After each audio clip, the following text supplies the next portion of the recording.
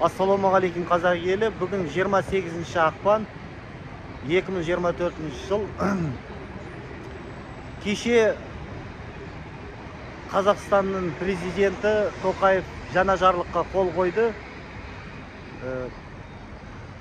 Ресейден келген мамандарға жеңілдеткен түрде азаматтық беру немесе 10 жылға ихтияр хат беру. 55 мамандық, ең қызығы соның ішінде компьютерлік ойын шығаратын мамандарға жеңілдік беру, азаматтық алуға немесе ихтияр хат беру.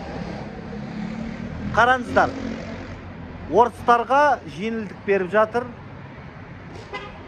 Қазақтар енді Иран, Қытай, Монғолиядан келген қазақтар енді оларға жеңілдеткен түрде азаматтық бермейді. Енді 5 жылда дәлелдеу керек, ол ұлты қазақ екен. Енді білесіздер, көбісі олар афған, нақты қазақ деп жазылмайды. Енді біз қазақтар дәлелдеу керек бізге. Бірақ орыстар дәлелдемейді, оларға жеңілдеткен түрде азаматтық және жұмыс істеуге виза керек емес. Құтты болсын. Енді жұмыс орындарыңыздан айырыласыздар. Дайындалыңдар.